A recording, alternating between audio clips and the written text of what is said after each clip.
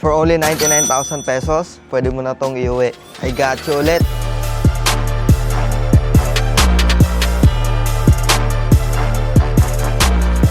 So this is the 2018 Honda CTE CVT. Exterior-wise, fresh original paint at 15 inches alloy wheels. May markings pa yan at makakapalang tires. At sa harap naman, LED day running light, halogen headlight, fog lamps, may chrome accent yung grille at 2 ang ending. At sa likod, orig pa yung mga lens, VTEC technology, chrome garnish, rear sensor. At sa trunk, maluwag ang trunk space. At sa engine naman, it's a 1.5 liter 4-cylinder VTEC CVT gasoline engine at napakaganda ng kondisyon ng makina. Matibay ang makina ng mga Honda. Magdala ka ng scanner at mekaniko para ma-assure mo. At pagdating naman sa fuel consumption, alam naman natin napakatipid ng mga Honda City. Average of 14 to 16 km per liter sa mixed driving conditions. At dito sa loob, super clean na headliner, fresh leather seat at napakasariwang dashboard, touchscreen infotainment system, climate control, 2 cup holders, automatic transmission, center console, at napaka-fresh na steering wheel. May controls dito, analog display with 48,000 kilometers on the clock only, at vanity mirror sa passenger side. At sa second row, nothing special pero okay ang leg, shoulder, and headroom. 6 patangit ko at meron siyang mini storage dito. So for 99,000 peso down payment and 16K monthly for 4 years, pwede mo na tong iuwi.